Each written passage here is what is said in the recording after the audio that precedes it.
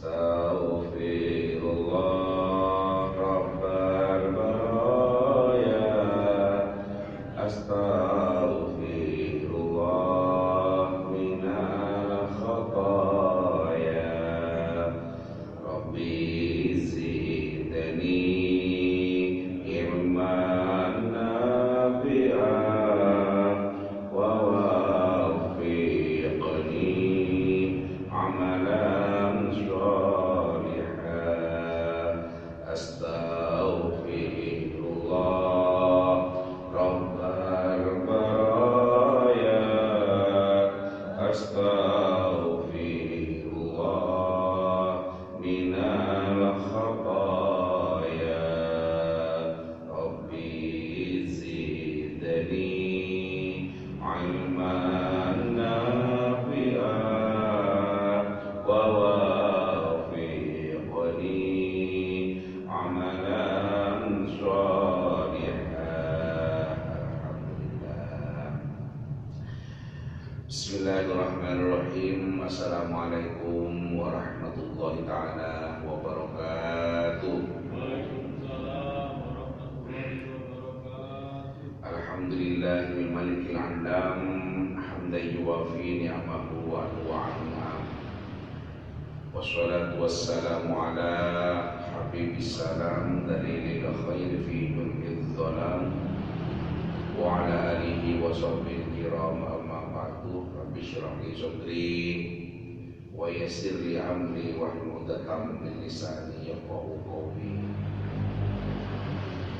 Ibu bapak hadirin sekalian yang dirahmati Allah, patut kita bersyukur kepada Allah karena Allah telah memberikan banyak-banyak kenikmatan kepada kita. Nikmat iman, nikmat Islam, nikmat umur, nikmat sehat, nikmat kesempatan untuk hadir. Atas nikmat-nikmat itulah kita bisa mengikuti majelis taklim pagi ini. Karena itu sepatutnya kita bersyukur. Ada orang yang sehat tapi tidak sempat, ada yang sempat tapi tidak sehat, ada yang sehat sempat tapi tidak punya semangat ke arah itu. Nah, untuk itu kita yang masih tetap beristiqomah patut kita bersyukur dan kita berdoa mudah-mudahan kehadiran kita di majelis ini senantiasa mendapatkan pahala dan mendapatkan ridho dari Allah Subhanahu wa ta'ala. Amin Allahumma amin. Ibu bapak hadirin sekalian yang saya hormati, mari kita lanjutkan lagi kita masih dalam tema keutamaan berbuat baik kepada teman-teman atau orang-orang dekat orang tua kita.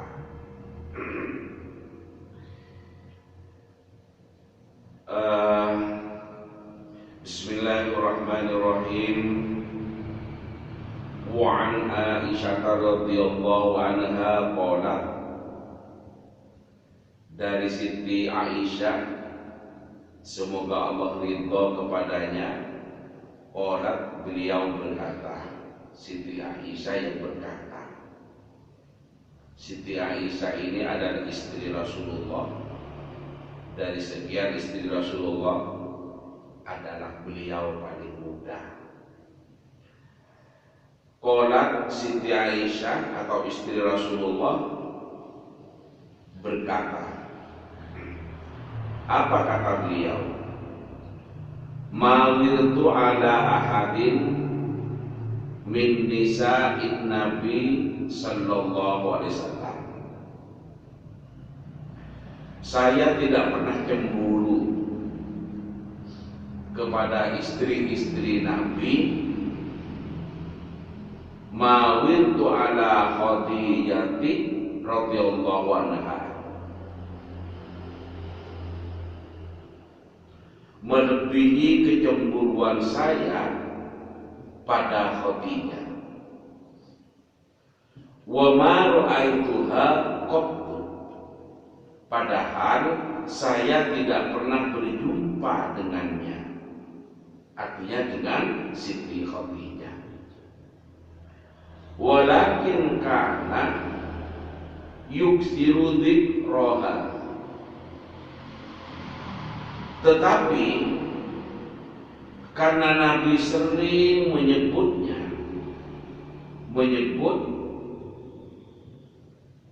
yang isinya memuji dan menyanjungnya. Warubbama dzabah asyata summa yaqta'uha aqda'an, dan beliau sering menyembelih kambing kemudian memotong beberapa bagian dan dikirim kepada teman-teman baik Khadijah.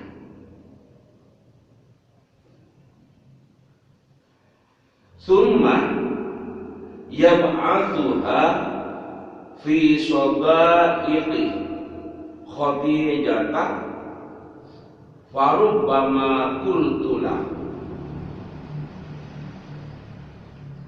Kemudian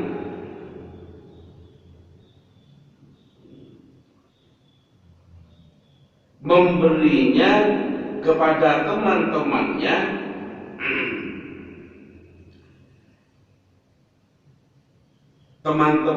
maksudnya teman-teman Khadijah. Daging yang dipotong itu diberikan kepada teman-teman baik Siti Khadijah.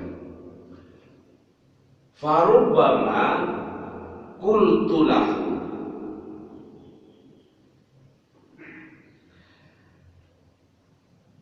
pernah saya berkata pada beliau,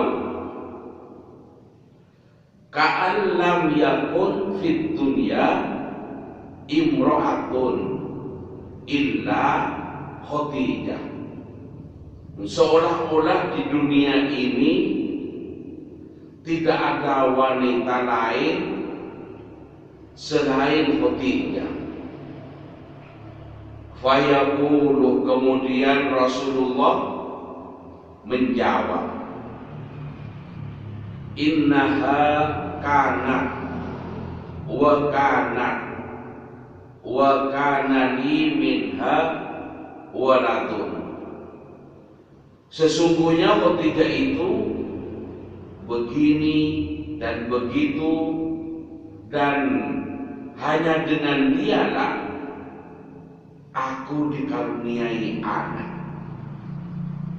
Muttafaqun alaih, diriwayatkan oleh Imam Bukhari Muslim. Beliau sepakat akan kesahihan hadis ini. Artinya muttafaqun alaih, hadis ini sahih. Saya berikan makna secara global bahwa Siti Aisyah pernah berkata begini, tidak pernah saya itu cemburu kepada salah seorang istri-istri Nabi melebihi kecemburuan saya pada Khadijah. Padahal saya sendiri dulu tidak pernah berjumpa dengan Khadijah. Tetapi karena Nabi itu sering menyebutnya dan beliau sering menyembelih kambing kemudian memotong beberapa bagian dari kambing itu dan dikirim kepada teman-teman baik Khadijah, maka kemudian saya berkata kepada beliau, seolah-olah di dunia ini tidak ada wanita lain selain Khadijah. Kemudian Rasulullah menjawab, sesungguhnya Khadijah itu begini, begitu, Yang maksudnya itu adalah memuji dan menyanjung-nyanjung Khadijah. Dan hanya dengan istri Khadijah ini dan hanya dengan dialah aku dikaruniai anak, mempunyai anak bersama Khadijah. Dengan Siti Aisyah itu tidak punya anak Rasulullah. Nah, semuanya adalah ada hikmahnya. Mengapa punya anak, mengapa tidak punya anak, itu adalah hikmatul Allah Subhanahu wa ta'ala. Kita tinggal mengambil hikmahnya saja. Nah, ibu bapak hadirin sekalian yang saya hormati, mungkin dari makna global ini ibu sudah bisa menangkap beberapa pemahaman bahwa manusia itu pada umumnya adalah sama. Khadijah itu adalah disebut sebagai Ummul Mukminin, ibunya orang-orang mukmin. Tetapi walaupun demikian, ketika suaminya yakni Nabi Muhammad sering menyebut-nyebut istrinya yang lain, yang sesungguhnya itu sudah tidak ada, sudah wafat. Dan bahkan saya baca di sarahnya itu, Siti Aisyah itu belum pernah ketemu dengan Khadijah. Ya mungkin karena perbedaan generasi. Karena Nabi Muhammad itu menikah dengan Khadijah. Khadijah itu sudah berumur 40 waktu itu. Kemudian menikah dengan Nabi sekian tahun, kemudian meninggal. Menikah dengan Khadijah, menurut literatur yang saya baca, itu umurnya 9 tahun. Jadi belum pernah ketemu. Tetapi karena oleh Nabi itu adalah istri yang sudah berpisah karena bercerai, itu selalu disanjung-sanjung, selalu dipuji-puji. Maka Siti Aisyah juga cemburu. Ternyata cemburu dari orang perempuan itu adalah manusiawi.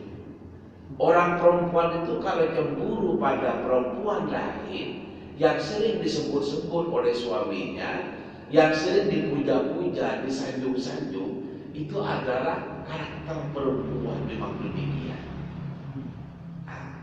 Apa yang bentuk cemburunya Siti Khadijah?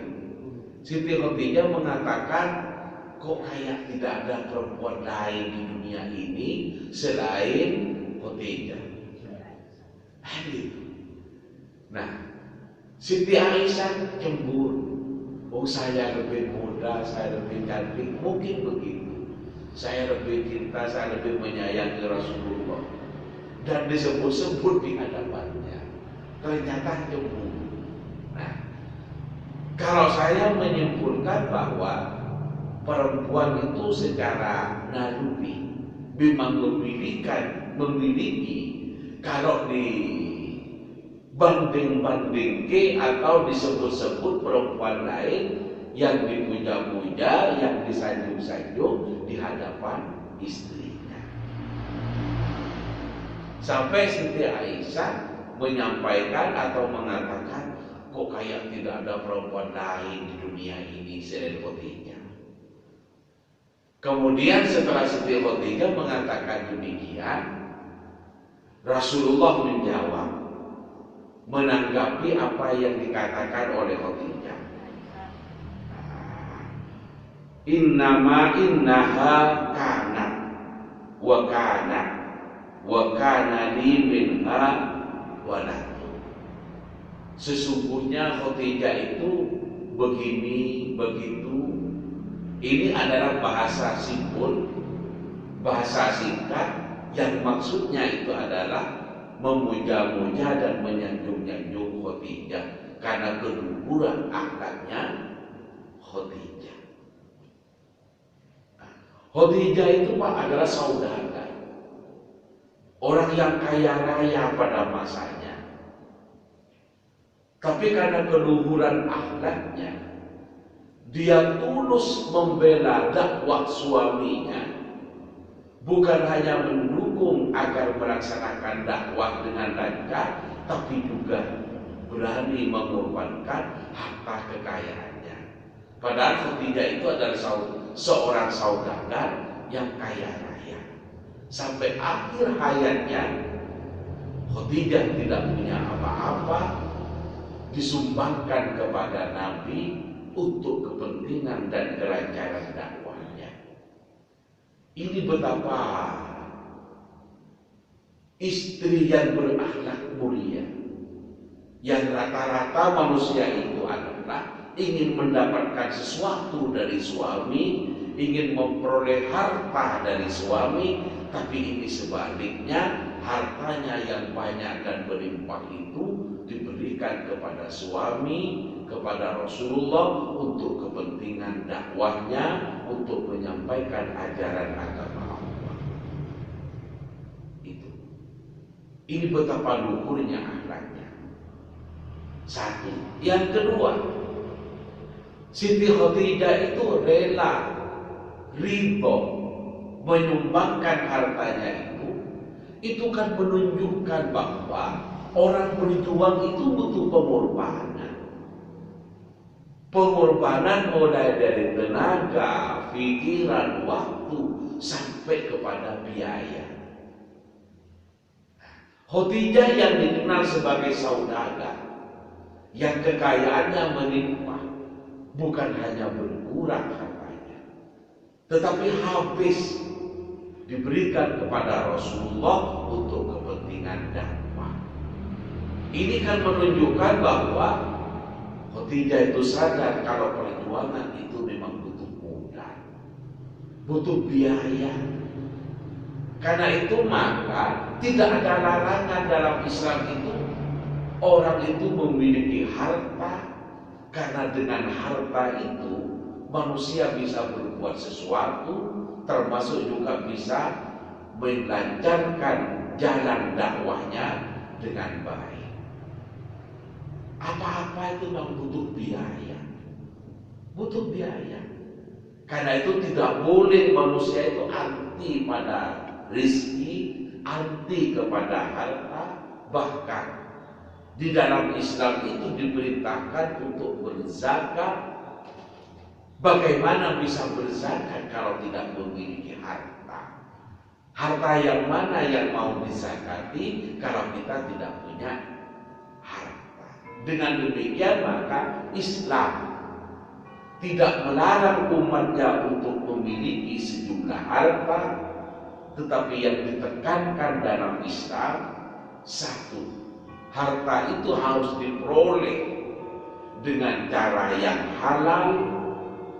Dua, dijalankan atau digunakan kepada hal-hal yang halal, diberikan barang halal, dibelanjakan untuk hal-hal yang halal, dan diperlakukan dengan cara yang halal, seperti dikeluarkan zakatnya ketika sudah sampai waktunya untuk mengeluarkan zakat.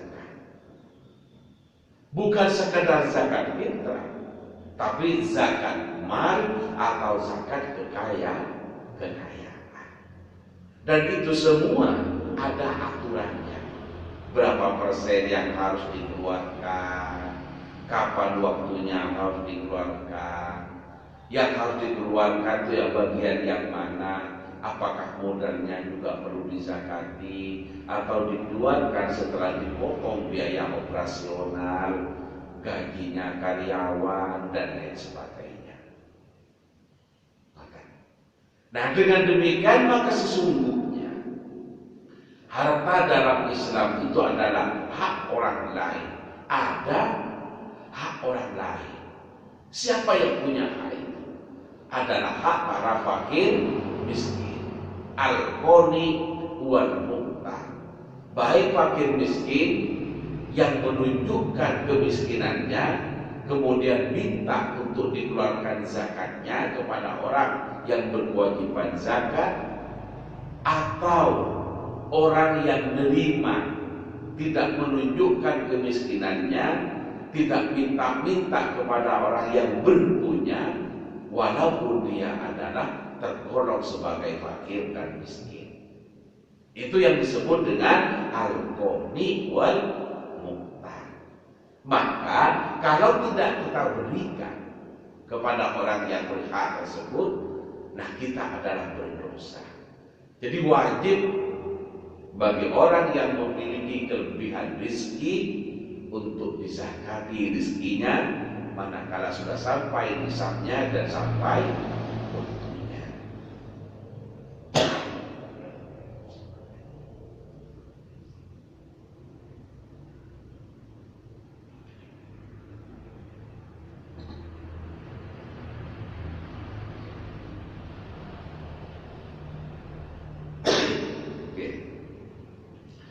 Ibu bapak hadirin sekalian yang saya hormati.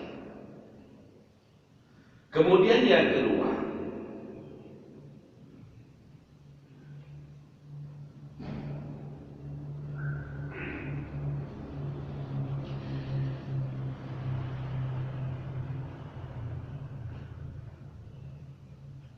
hikmah yang kedua atau pelajaran yang kedua yang bisa kita ambil dari hadis ini adalah kita tidak boleh melupakan sahabat seorang yang telah meninggal,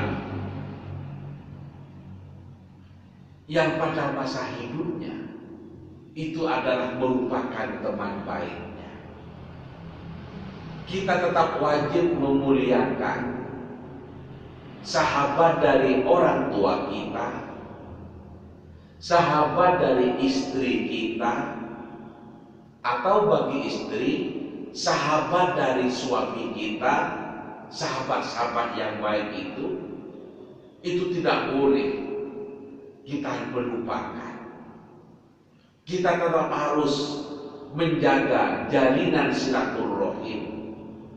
Kita tetap harus memelihara hubungan baik. Hubungan baik ibu kita dengan teman-temannya itu, hubungan baik teman-teman bapak kita, hubungan baik teman-teman istri kita, hubungan baik teman-teman suami kita pada masa hidupnya itu, walaupun beliau-beliau ini sudah meninggal. Nah, karena itu bapak misalnya sudah meninggal, maka jaga dan tetap pelihara hubungan baik dengan teman-teman almarhum di mana beliau sangat baik pada masa hidupnya. Itu perlu dijaga. Nah, bentuk menjaga hubungan baik bisa dilakukan dengan silaturahim. Bentuk hubungan baik bisa diwujudkan dengan memberikan hadiah atau memberikan sesuatu kepada teman-teman baik orang tua kita, teman baik pada masa hidupnya, kemudian bapak ibu kita sudah meninggal, tetap jaga hubungan baik. Jaga dengan bersilaturahim. Kalau memiliki kelonggaran rezeki, baik untuk dibawakan sesuatu. Rasulullah memberikan contoh satu ketika atau manakala menyembelih kambing, diambil bagian dari daging dan tulangnya itu untuk disisihkan, diberikan kepada teman-teman baiknya Khadijah. Khadijah itu adalah istri Rasulullah. Itu. Nah, berarti apa? Rasulullah adalah menjaga hubungan baik, di mana hubungan baik itu bukan hanya pada masa hidupnya almarhum, tapi juga sampai wafat pun tetap dijaga hubungan baik ini. Dan orang yang menjaga hubungan baik ini merupakan perbuatan yang mulia. Memuliakan teman-temannya bapak, teman-temannya ibu, teman-temannya istri atau teman-temannya suami itu adalah merupakan cermin akhlak yang mulia, dan ini merupakan teladan yang dicontohkan oleh Rasulullah kepada umatnya, dan itu dilakukan oleh Rasulullah. Salah satunya adalah menyembelih kambing dibagikan kepada teman-teman dekatnya dulu ketiga pada masa hidupnya. Itu. Ini diberikan dengan penuh keikhlasan. Ini diberikan dengan penuh keridhaan. Ikhlas, tulus. Bukan diberikan kepada teman-temannya suami kemudian punya kepentingan tertentu. Saya biar waktu suamiku si urip lah sering ngomongku dong. Iya saya kira kok kata orang kemudian setelah datang temenan diistimewakan. Ini dulu kamarnya temanmu, suami saya, kami kita sampai tidur di sini. Ini modus, bukan memuliakan temannya suami kalau kayak gitu. Ini modus. Sekali lagi kita lakukan dengan penuh ketulusan, kita lakukan dengan penuh keikhlasan semata karena menjaga baik hubungan teman-temannya suami atau teman-temannya istri, dan semata mengharapkan ridho dari Allah serta ittiba atau mengikuti teladan yang dicontohkan oleh Rasulullah. Itu temannya bapak ketika sakit, ayo kita sambangi. Temannya ibu, teman baiknya ibu ternyata sakit, kan sudah sama-sama sepuhnya, ayo kita sambangi. Temannya bapak, temannya ibu pas lebaran pulang kampung, ayo kita sambangi. Dia kan sangat senang, apalagi cerita pada masa lalunya, masa-masa masih kenal baik dengan bapaknya, dia akan cerita, dan itu merupakan kebahagiaan bagi seseorang. Bisa berkomunikasi, bisa curhat, cerita tentang masa lalunya. Walaupun bisa jadi bagi yang muda-muda mungkin sudah tidak menarik karena eranya sudah berubah. Aku biar sama bapakmu itu. Nah yang nonton biasanya kalau makannya itu makan gini-gini, polisi dekoro ini sih dicocok di lontong. Jadi kita nonton. Aku biar. Nah, menumpahkan cerita itu adalah kebahagiaan, dan itu adalah kita mendengarkan, menjadi pendengar setia, itu adalah cermin akhlak yang baik. Jadi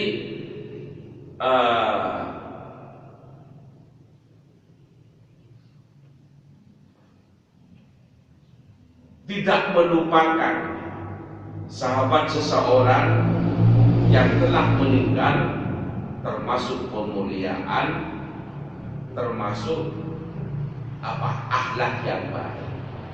Atau sebaliknya, melupakan teman-teman yang baik dari orang tua kita atau dari keluarga kita setelah beliau yang wafat, itu adalah termasuk perbuatan yang tidak baik kalau melupakannya. Karena itu jaga silaturahimnya, jaga hubungan baiknya. Baik jika ada kelonggaran rezeki, mereka dibawakan sesuatu, terutama apa hal yang menjadi kesukaannya. Ibu bapak hadirin sekalian yang saya hormati, itu saja yang bisa saya sampaikan dalam kesempatan ini.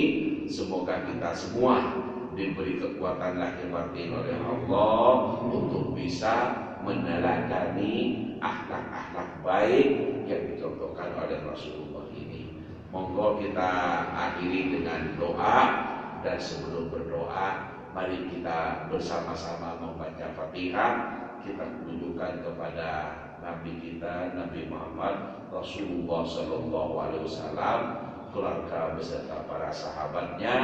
Kita tunjukkan juga kepada kedua orang tua kita, baik orang tua kita yang masih hidup maupun orang tua kita yang sudah wafat, dan kita tunjukkan juga kepada anak keturunan kita semua, mudah-mudahan dijadikan oleh anak soleh-solehah oleh Allah, dijauhkan dari musibah, dijauhkan dari fitnah, dimudahkan oleh Allah rezekinya, dimudahkan oleh Allah urusannya, serta dijaga oleh Allah kemana hendak melangkah, mudah-mudahan senantiasa dalam lindungan dan pertolongan Allah.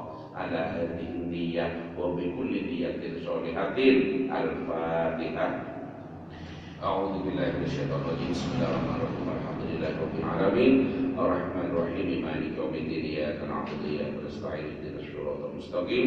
Siratal ladzina an'amta 'alaihim ghairil maghdubi 'alaihim waladdallin. Bismillahirrahmanirrahim. Alhamdulillahirabbil alamin. Wassalatu wassalamu ala asyrofil anbiya'i wal mursalin sayyidina Muhammad wa ala alihi washabbihi ajma'in. Alhamdulillahirabbil alamin. Allahumma awlina bil ilmi wa zayyinna bil hilmi wa akhirna bil taqwa wa jammilna bil 'afwi wa tawaffana bi husnil khatimah. Allahumma rabbana anzil 'alaina ma'idatan minas sama' takunu lana 'inda lawlina wa akhina wa tamika wa rizqna wa anta khairur raziqin. Allahumma inna nas'aluka al-huda wa tuqa wal 'afwa wal ghina. Allahumma inna nas'aluka ridhaka wal jannah wa na'udzu bika min sakhatika wan nar. Wa dakhilna al-jannata ma'al abrar ya aziz ya waffar ya rabbal alamin. Rabbana hab lana min azwajina wa dhurriyyatina qurrata a'yun waj'alna lil muttaqina imama. Rabbana atina fid dunya hasanah wa fil akhirati hasanah wa qina 'adzabannar. Subhana rabbika rabbil izzati 'amma yasifun wa salamun 'alal mursalin walhamdulillahi rabbil alamin. Amin. Al-Fatihah. Ar-Rahmanir-Rahim. Maliki yaumiddin. Iyyaka na'budu wa nasta'in. Ihdinas siratal mustaqim. Siratal ladzina an'amta 'alaihim ghairil maghdubi 'alaihim. Qul akhiri hadanallahu wa iyyakum ajma'in ila siratal mustaqim wallahu muwaffiq ila aqwamit thoriq. Assalamualaikum warahmatullahi taala